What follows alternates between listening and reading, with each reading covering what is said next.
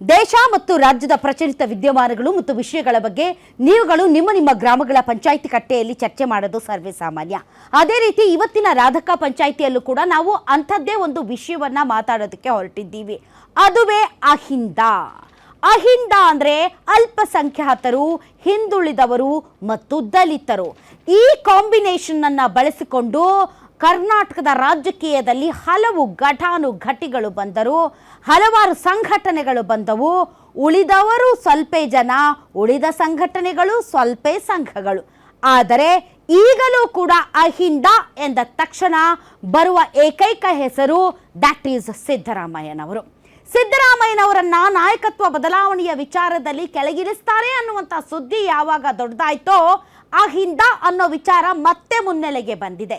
ಅಹಿಂದ ಸಮಾವೇಶಗಳನ್ನು ಮಾಡ್ತೀವಿ, ಅಹಿಂದವನ್ನ ನಾವು ಮತ್ತೆ ವಿಶ್ವಾಸಕ್ಕೆ ತೆಗೆದುಕೊಳ್ತೀವಿ, ಅಹಿಂದ ಇಲ್ಲದಿದ್ದರೆ ನಾವು ಮುಂದಿನ ದಿನಗಳಲ್ಲಿ ಮತ್ತೆ ಅಧಿಕಾರಕ್ಕೆ ಬರೋದಕ್ಕೆ ಸಾಧ್ಯ ಇಲ್ಲ ಅಂತ ಮತ್ತೆ ಅಹಿಂದ ಕಾರ್ಡನ್ನು ಈಗ ಕಾಂಗ್ರೆಸ್ನಲ್ಲಿ ಹಲವು ನಾಯಕರು ಮುಂದಿಡ್ತಾ ಇದ್ದಾರೆ.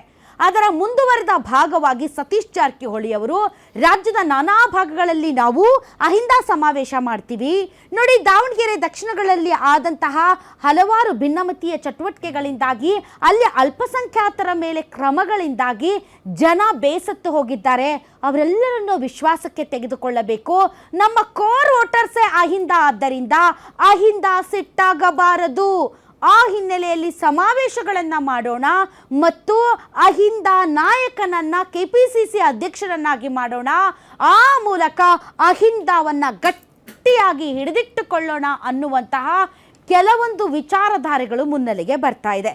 ಹೀಗಾಗಿ ಇವತ್ತಿನ ವಿಶೇಷ ಕಾರ್ಯಕ್ರಮದಲ್ಲಿ ಅಹಿಂದ ಕೇವಲ ಕಾಂಗ್ರೆಸ್ನ ಸ್ವತ್ತ, ಅಹಿಂದ ಕೇವಲ ಕೆಲ ರಾಜಕೀಯರ ನಾಯಕರ ಹಿಡಿಮುಷ್ಟಿಯಲ್ಲಿ ಕಪಿಮುಷ್ಟಿಯಲ್ಲಿ ಇದೆಯಾ? ಅಹಿಂದಾಗೆ ಬೇರೆ ಬೇರೆ ಪಕ್ಷಗಳು ಬೇಕಾಗಿಲ್ವಾ? ಬಿಜೆಪಿ ಮತ್ತು JDS ಅಹಿಂದದಿಂದ ದೂರ ಹೋಗಿದ್ದಾವ? ಹಾಗಾದರೆ ಕರ್ನಾಟಕ ರಾಜ್ಯ ರಾಜಕೀಯದಲ್ಲಿ ಅಹಿಂದ ಎಷ್ಟರ ಮಟ್ಟಿಗೆ ಇಂಪಾರ್ಟೆಂಟ್? ಅಹಿಂದ ಯಾರ ಬಳಿ ಇದೆ? ಅಹಿಂದ ಮುಂದಿನ ದಿನಗಳಲ್ಲಿ ಯಾವ ರೀತಿ ರಾಜ್ಯ ರಾಜಕೀಯದ ದಿಕ್ಸೂಚಿಯನ್ನೇ ಬದಲಾಯಿಸುತ್ತೆ ಅನ್ನೋದಕ್ಕೆ ಸಂಬಂಧಪಟ್ಟಂತೆ ಇವತ್ತಿನ ರಾಧಕ ಪಂಚಾಯಿತಿಯಲ್ಲಿ ನಾವು ಚರ್ಚೆ ನಡೆಸ್ತೀವಿ. ಅಹಿಂದ ಯಾರಪ್ಪನ ಮನೆ ಸ್ವತ್ತು?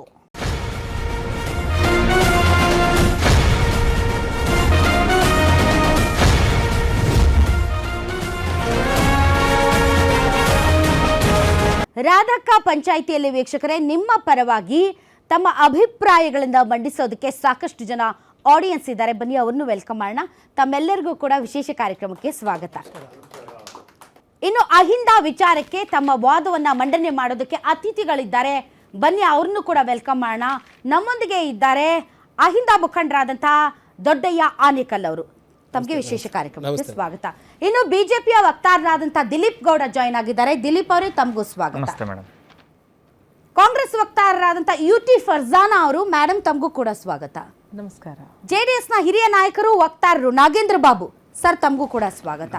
ಮೊದಲನೇದಾಗಿ ನಾನು ಈ ಕಾರ್ಯಕ್ರಮವನ್ನ ನಮ್ಮ ಫರ್ಜಾನಾ ಮೇಡಮ್ ಅವರಿಂದಲೇ ಆರಂಭಿಸೋದಕ್ಕೆ ಇಷ್ಟಪಡ್ತೀನಿ. ಫರ್ಜಾನಾ ಮೇಡಮ್, ಯಾವಾಗ ಪಕ್ಷ ಸಂದಿಗ್ಧ ಪರಿಸ್ಥಿತಿಯಲ್ಲಿ ಇದೆ, ಯಾವಾಗ ಸಿದ್ದರಾಮಯ್ಯನವರ ಕುರ್ಚಿಯ ಅಲುಗಾಡುತ್ತೋ, ಯಾವಾಗ ಅಲ್ಪಸಂಖ್ಯಾತರು ಸ್ವಲ್ಪ ಅಸಮಾಧಾನಗೊಳ್ತಾರೋ ಆವಾಗ ಪುಸುಕ್ಕಂತ ಅಹಿಂದ ಜ್ಞಾಪಕ ಬಂದುಬಿಡುತ್ತಲ್ಲ ಕಾಂಗ್ರೆಸ್ ಪಾರ್ಟಿಗೆ, ಯಾಕೆ? ಮೇಡಮ್, ಕಾಂಗ್ರೆಸ್ ಪಾರ್ಟಿಗೆ ಅಹಿಂದ ನೀವು ನೋಡುವಂತಹ ಅಥವಾ ಏನು ಪಬ್ಲಿಕ್ ದೃಷ್ಟಿಕೋನ, ನೀವು ಹಾಗೆ ಒಂದು ದೃಷ್ಟಿಕೋನದ ಮೂಲಕ ಹೇಳ್ತಾ ಇದ್ದೀರಾ ಕಾಂಗ್ರೆಸ್ಗೆ ಬಿಕ್ಕಟ್ಟು ಬಂದಾಗ ಅಹಿಂದವನ್ನು ತರ್ತೀರಿ ಅಂತ. ಹಾಗಿಲ್ಲ ಮೇಡಮ್, ಅಹಿಂದ ಅನ್ನುವಂಥದ್ದು ಒಂದು ಬಹಳ ದೊಡ್ಡ ಒಂದು ಸಿದ್ಧಾಂತ, ಬಹಳ ದೊಡ್ಡ ಒಂದು ತತ್ವ, ಕಾಂಗ್ರೆಸ್ನ ಒಂದು ಬೇಸ್ ಕೋರ್ ಅಂತ ಹೇಳ್ಬೋದು. ಅದು ಯಾವತ್ತೂ ಕಾಂಗ್ರೆಸ್ನೊಂದಿಗೆ ಮಿಳಿತವಾಗಿದೆ ಬೇರೆ ಬೇರೆ ಕಾರಣಗಳಿಗೋಸ್ಕರ. ಅಲ್ಪಸಂಖ್ಯಾತರಾಗಿರ್ಬೋದು, ಹಿಂದುಳಿದವರಾಗಿರ್ಬೋದು, ದಲಿತರಾಗಿರ್ಬೋದು, ಬೇರೆ ಬೇರೆ ಕಾರಣಗಳಿಗೋಸ್ಕರ, ಸಾಂವಿಧಾನಿಕ ಮೌಲ್ಯಗಳ ಕಾರಣಗಳಿಗೋಸ್ಕರ ಆಗಿರಬಹುದು, ಹಿಂದುಳಿದ ವರ್ಗಗಳ ಕಲ್ಯಾಣ ಕಾರ್ಯಕ್ರಮಗಳಿಗಾಗಿರಬಹುದು, ಅಥವಾ ವಿವಿಧ ಆಯೋಗಗಳು, ಮಿಲ್ಲರ್ ಕಮಿಟಿ ಆಗಿರ್ಬೋದು, ನಾಗನಗೌಡ ಕಮಿಟಿ ಆಗಿರ್ಬೋದು, ವೆಂಕಟಸ್ವಾಮಿ ಕಮಿಟಿ ಆಗಿರ್ಬೋದು, ಅಥವಾ 88 ಬಂದ ಚಿನ್ನಪ್ಪ ಸ್ವಾಮಿ ಕಮಿಟಿ ಆಗಿರ್ಬೋದು, LG ಹಾವನೂರು ಬಹಳ ಮುಖ್ಯವಾದಂತಹ ಅಂಶ. ಇದೆಲ್ಲವೂ ಹಿಂದುಳಿದ ವರ್ಗಗಳಿಗೆ ಬಹಳಷ್ಟು ಪ್ರೇರಣೆ ಕೊಟ್ಟಂತದ್ದು. ಹೌದು, ಕಾಂತರಾಜ್ ವರದಿ ಎಲ್ಲನೂ ಮೇಡಮ್, ಜಯಪ್ರಕಾಶ್ ಹೆಗಡೆ ಎಲ್ಲನೂ. ಮತ್ತೆ ಇನ್ನೊಂದು ಹೇಳ್ತೀನಿ, ದೇಶದಾದ್ಯಂತ ಮಂಡಲ್ ಕಮಿಷನ್ ಏನ್ ಬಂತು ಅದಕ್ಕೂ ಕೂಡ ಕರ್ನಾಟಕವೇ ಆಕರ. ಅದರ ಜೊತೆಗೆ ನೀವು ಹೇಳಿದ್ರಿ ನಾವು ಸಂದರ್ಭ ಬಂದಾಗ ಹಂಗಲ್ಲ, ಅಹಿಂದ ಅನ್ನುವಂಥದ್ದು ಮೇಡಮ್, ಅಹಿಂದ ನೀವು ಹಲವಾರು ಆಯೋಗಗಳ ವರದಿಯನ್ನ ತಾವು ಕೋಟ್ ಮಾಡಿದ್ರಿ. ಹೌದು. ಅಂಡ್ ನಮ್ಗೆಲ್ಲರಿಗೂ ಗೊತ್ತಿದೆ, ದೇವರಾಜ್ ಅರಸ್ ಅವರನ್ನ ಈಗಲೂ ಕೂಡ ಈ ಕರ್ನಾಟಕದ ಜನ ನೆನಪಿಸ್ಕೊಳ್ತಾರೆ. ಬಿಕಾಸ್ ಅವರನ್ನ ಹಿಂದುಳಿದ ತಬ್ಬಲಿ ಜಾತಿಗಳ ತಂದೆ, ಹೌದು, ತಬ್ಬಲಿ ಜಾತಿಗಳ ತಂದೆ ಅಂತಾರೆ. ಅವರ ಬದ್ಧತೆಯನ್ನ ಪ್ರಶ್ನಿಸೋದಕ್ಕೆ ಯಾರಿಗೂ ಸಾಧ್ಯ ಇಲ್ಲ. ಸಿದ್ದರಾಮಯ್ಯನವರು ಇನ್ನೊಬ್ಬ ದೇವರಾಜ್ ಅರಸ್ ಆಗ್ತಾರೆ ಅಂತ ನಾವು ಅಂದ್ಕೊಂಡಿದ್ವಿ. ಬಟ್ ಅವರು ಕಾಂತರಾಜ ಆಯೋಗದ ವರದಿಯನ್ನು ತಿಪ್ಪೆಗೆಸಿದ್ರು, ಇನ್ನೊಂದು ಜಾತಿ ಗಣತಿನೂ ಮಾಡಿಸಿ ಟೇಬಲ್ ಕೆಳಕ್ಕೆ ಹಾಕೊಂಡು ಕೂತಿದ್ದಾರೆ. ಸೊ ಹೀಗಾಗಿ ನೀವು ಲೆಟ್ ಅಸ್ ಫಾರ್ಗೆಟ್ ದಟ್ ವರದೀಸ್ ಅಂಡ್ ಆಲ್ ಮೇಡಮ್. ಅದಕ್ಕೇನು ಮಹತ್ವ ಉಳಿಸಿಲ್ಲ ನೀವು.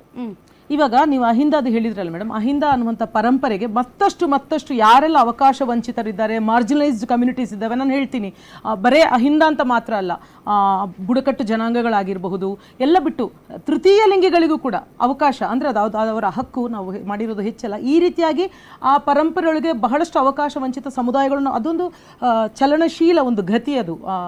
ಸೊ ಹಾಗಾಗಿ ಅದೊಂದು ಪರ್ಟಿಕ್ಯುಲರ್ ಆಗಿ ಅಹಿಂದ. ಯಾಕೆ ನಿಮ್ಮ ಮೇಲೆ ಕೋಪ ವ್ಯಕ್ತಪಡಿಸ್ತಾ ಇದ್ದಾರೆ ಅಹಿಂದ ಸಂಘಟನೆಗಳು? ಮೊನ್ನೆ ಶಿವಣ್ಣ ಅಂಡ್ ಟೀಮ್ ತಮ್ಮ ಮೇಲೆ ಸಿಕ್ಕಾಪಟ್ಟೆ ಕೋಪವನ್ನು ವ್ಯಕ್ತಪಡಿಸಿದ್ರು. ನೀವೇನ್ರಿ ಮಾಡ್ತಾ ಇದ್ದೀರಾ, ಬಂದ್ಬಿಟ್ಟು ಸುರ್ಜೇವಾಲಾ ಸುಟ್ಕೇಸ್ ತಗೊಂಡು ಹೋಗ್ತಾ ಇದ್ದಾರೆ ಅಷ್ಟೇ, ಅಹಿಂದಾಗ ನೀವೇನು ಮಾಡಿಲ್ಲ ಸಿದ್ದರಾಮಯ್ಯನವ್ರನ್ನು ಒಳಗೊಂಡಂತೆ ಅಂತ ಸಿಕ್ಕಾಪಟ್ಟೆ ಬೇಸರ ವ್ಯಕ್ತಪಡಿಸಿದ್ರು. ಹಿಂಗೆ ಮಾಡಿದ್ರೆ ಅಹಿಂದದಿಂದ ನಾವೇ ಸಪ್ರೇಟ್ ಆಗಿ ಒಂದು ಅಹಿಂದ ಪಕ್ಷ ಮಾಡ್ತೀವಿ ಅಂತಲೂ ಕೂಡ ನೇರವಾಗಿ ತಮಗೆ ವಾರ್ನಿಂಗ್ ಕೊಟ್ಟರೆ, ಎಸ್ಪೆಷಲಿ ಕಾಂಗ್ರೆಸ್ ಪಾರ್ಟಿ.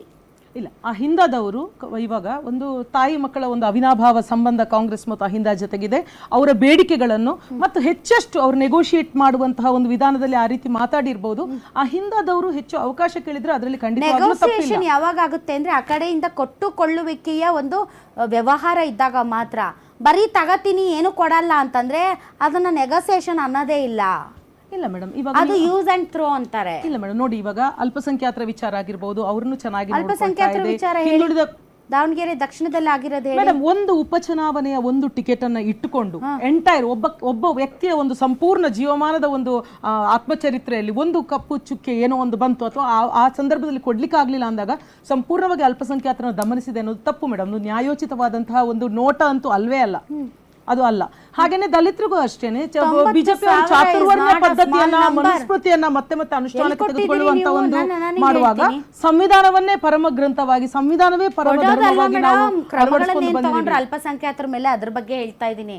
ಮೊನ್ನೆ ಏನು ಅಹಿಂದ ಸಂಘಟನೆಯ ನಾಯಕರು ಪ್ರೆಸ್ ಮೀಟ್ ಮಾಡಿದ್ರು, ಅವಾಗ ಅವ್ರು ಹೇಳಿದ್ದು ದಾವಣಗೆರೆ ದಕ್ಷಿಣದಲ್ಲಿ ಅಲ್ಪಸಂಖ್ಯಾತರ ಮೇಲೆ ಸುಮ್ಮನೆ ಕ್ರಮ ತಗೊಂಡ್ರು, ಸರಿಯಾದ ಪ್ರೊಸೀಜರ್ಸ್ ಫಾಲೋ ಮಾಡಿಲ್ಲ, ಈ ರೀತಿ ಅಲ್ಪಸಂಖ್ಯಾತರನ್ನು ನೀವು ಚೆನ್ನಾಗಿ ನಡ್ಸ್ಕೊತಾ ಇಲ್ಲ, ಉಳಿದಂತೆ ಅಹಿಂದದ ಇನ್ನಿತರ ಹಿಂದುಳಿದ ವರ್ಗಗಳನ್ನು ನೀವು ಸರಿಯಾಗಿ ನಡ್ಸ್ಕೊಳ್ತಿಲ್ಲ ಅನ್ನೋದು ನಾನು ಹೇಳ್ತಾ ಇಲ್ಲ. ಸ್ವತಃ ಅಹಿಂದ ವರ್ಗಗಳು ಏನು ಪ್ರೆಸ್ ಮೀಟ್ ಮಾಡಿದ್ರು ಅವ್ರು ಹೇಳ್ತಾ ಇರೋದು. ಅಲ್ಪಸಂಖ್ಯಾತರಿಗೆ ಕಾಂಗ್ರೆಸ್ ಅನ್ನ ನಿಜವಾಗ್ಲೂ ನಾನು ಹಿಡಿದು ಜುಟ್ಟು ಹಿಡಿದು ಕೇಳ್ಕೊಳ್ಳುವಂತಹ ಎಲ್ಲ ಅರ್ಹತೆ ಇದೆ ಅವ್ರಿಗೆ ಆ ರೀತಿಯ ಒಂದು ಬಾಂಧವ್ಯ ಇದೆ. ಒಂದು ಉಪಚುನಾವಣೆ ಒಂದು ಟಿಕೆಟ್ ವಿಚಾರದಲ್ಲಿ ಅವ್ರದ್ದು ಅರ್ಹತೆ ಇದೆ. ಒಂದ್ ನಿಮಿಷ, ಅರ್ಹತೆ ಇದೆ, ಅವ್ರು ಕೇಳಿದ್ರಲ್ಲಿ ತಪ್ಪಿಲ್ಲ. ಆದ್ರೆ ಮೇಡಮ್, ಅಲ್ಲಿ ಆಗಿರುವಂತದ್ದು ಎರಡು ಘಟನೆಗಳಲ್ಲಿ ಕಂಬೈಂಡ್ ಆಗಿ ನೋಡ್ತಾ ಇದ್ದೀರಾ. ಅಲ್ಲಿ ಅಬ್ದುಲ್ ಜಬ್ಬಾರ್ ಅವರ ಒಂದು